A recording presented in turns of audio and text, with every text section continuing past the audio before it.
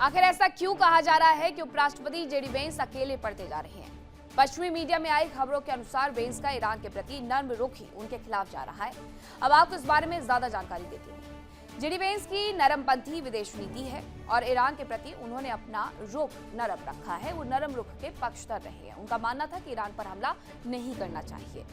Trump के Iran के प्रति रुख का विरोध उनकी तरफ से किया गया। इसके साथ ही गबार्ड और वेंस ईरान पर हमले के खिलाफ रहे हैं। तुलसी गबार्ड का नेशनल इंटेलिजेंस डायरेक्टर पद से इस्तीफा भी सामने आ गया है। हालांकि उन्होंने कहा कि ये सब कुछ फैमिली की वजह से उन्हें करना पड़ा है, लेकिन इसे सच नहीं माना जा रहा है।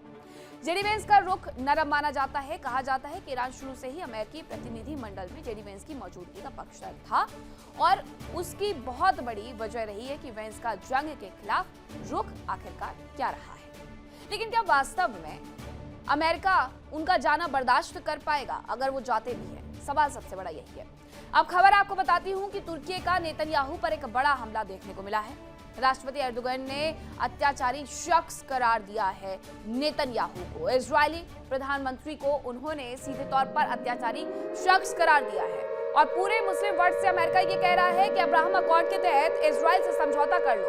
जहां पाकिस्तान इजराइल को कैंसर कहता है, वही तुर्की भी यही कह रहा है नेतन्याहू को अत्याचारी शख्स। ईश्वर ने चाहा तो नेतन्याहू को सबक मिलेगा, एर्दोगन ने कहा। नेतन्याहू को दुनिया भर के मुसलमानों से सबक मिलेगा, यह एर्दोगन की तरफ से कहा गया है।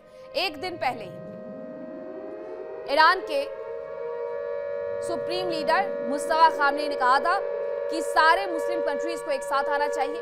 डोनाल्ड ट्रंप ने 2 दिन पहले कहा था कि सारी मुस्लिम कंट्रीज को एक साथ आकर के अब्राहम अकॉर्ड के तहत नेतन्याहू के साथ और इजराइल के साथ समझौता कर लेना चाहिए। लेकिन लगता है कि मुस्तफा खामनेई ने जो अपील की थी मुसलमानों से, वो हावी होते हुए नजर आ रही है, क्योंकि सीधे तौर पर तुर्की की तरफ से ये बयान इस पूरी जंग के दौरान पहली बार आया है, जहां पर नेतन्याहू को लेकर के बड़ी टिप्पणी करते हुए राष्ट्रपति एर्दोगन ने उन्हें अत्याचारी शख्स करार दिया है और कहा है कि ईश्वर ने चाहा तो नेतन्याहू को सबक मिलेगा, नेतन्याहू को दुनिया भर के मुसलमानों से सबक मिलेगा, ये उनकी तरफ से कहा गया है। हालांकि तुर्की ने भी बहुत ज्यादा प्रयास किया था कि ईरान और अमेरिका के बीच में जो ये युद्ध चल रहा है वो शुरू ही ना हो, और सबसे पहली जो मीटिंग है वो तुर्की में ही हुई थी।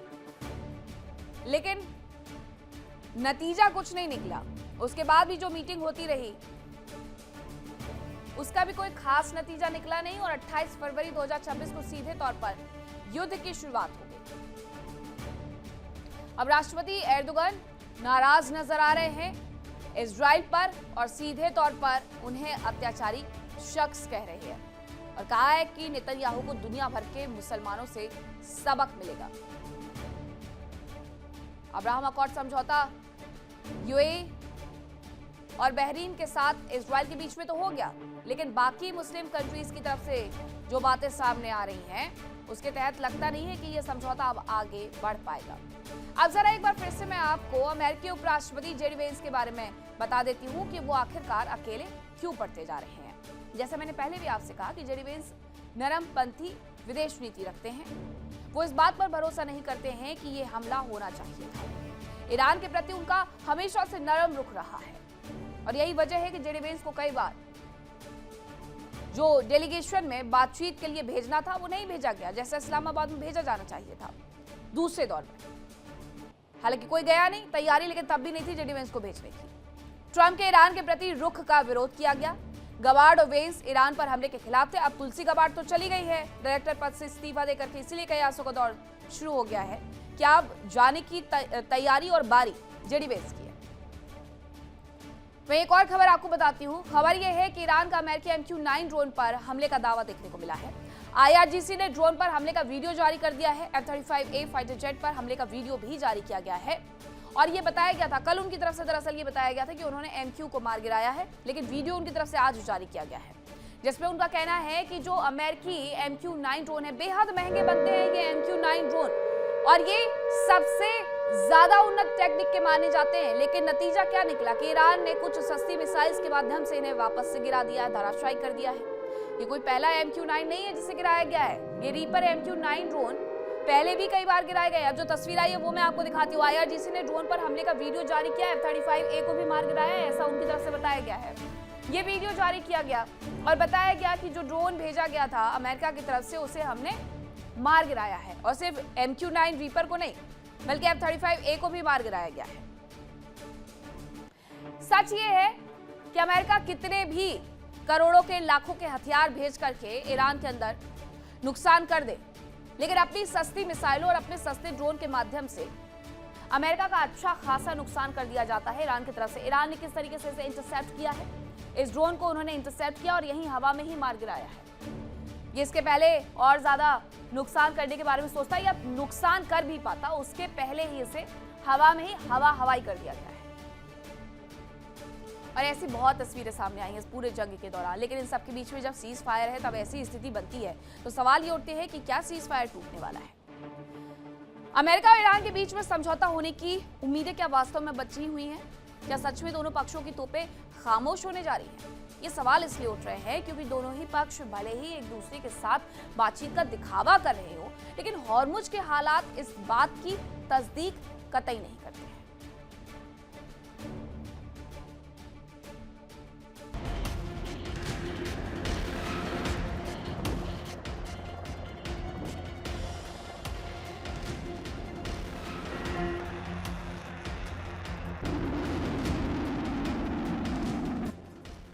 मिडिल ईस्ट में शांति स्थापित करने की कोशिश तो की जा रही है, लेकिन हालात सामान्य होते दिख नहीं रहे। एक और ट्रम्प सोशल मीडिया पर डील वाले दावे कर रहे थे, दूसरी तरफ हॉर्मुज स्ट्रेट में युद्ध वाला दांव चल रहे थे।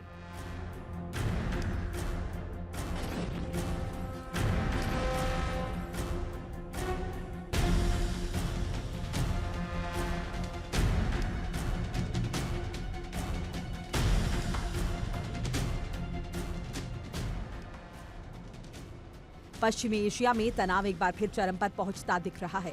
हर बीते दिन के साथ हालात बदलते जा रहे हैं।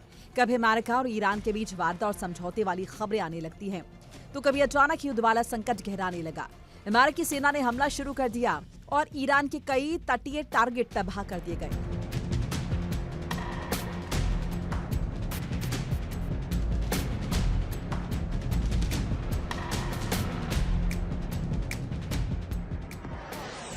एक और बातचीत की कोशिश, दूसरी ओर जंग। ये घटना बताती है कि ईरान को लेकर ट्रम्प कंफ्यूज्ड है। उन्हें समझ नहीं आ रहा बातचीत से अपनी शर्तें मनवाए या हथियारों की ताकत से ईरान को झुकाए।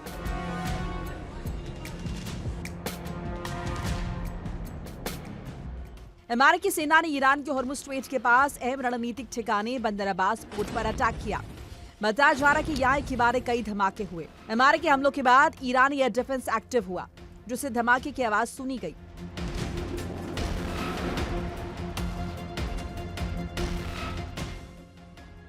IRGC की तरफ से भी बंदर अब्बास में 3 धमाकों की पुष्टि की गई। दावा किया गया कि ये ईरान का सबसे अहम नेवल बेस है। इसके अलावा सिरिक और जॉस्क में भी धमाके हुए, जहां ईरानी स्पीड बोट को टारगेट किया गया। लद्दाख आइलैंड पर भी अमेरिका ने अटैक किया।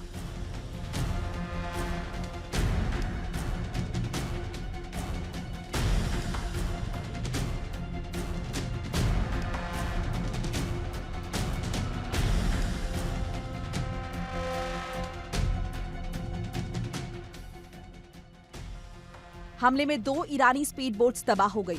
या मिसाइल लॉन्च साइट पर भी अटैक की खबर है। इन हमलों में IRGC के 4 सैनिकों के मारे जाने की खबर है। अमेरिका ने हमलों की बात तो मानी, लेकिन अमेरिकी सेंट्रल कमांड की तरफ से कहा गया कि हमला आत्मरक्षा में किया गया, क्योंकि ईरान स्पीड बोट के जरिए माइंस बिछा रहा था। अमेरिका ने ईरान के जिन इलाकों पर हमला किया, वहाँ ईरान के अंडरग्राउंड मिसाइल ठिकाने हैं, साथ ही यहाँ बड़ी संख्या में सैन्य बोट है।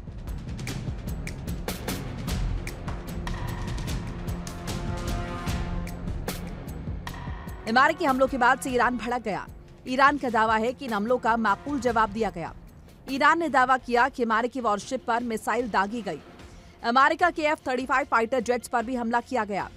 ईरान का दावा है कि हमले के बाद अमेरिका फाइटर जेट भाग गए। साथ ही फारस की खाड़ी में एक ड्रोन मार गिराने का दावा किया।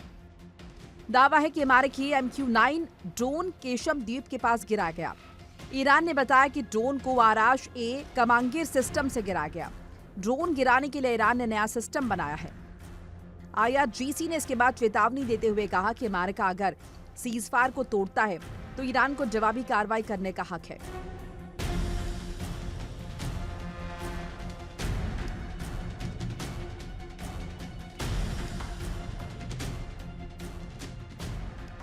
उधर कतर में युद्ध खत्म करने की संभावनाएं तलाश की जा रही हैं। जल्दी समझौता होने की उम्मीद जताई जा रही है।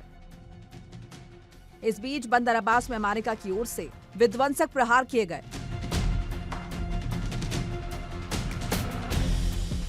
सीजफायर के बीच पहले भी अमेरिका की तरफ से ईरान पर हमला किया जा चुका है।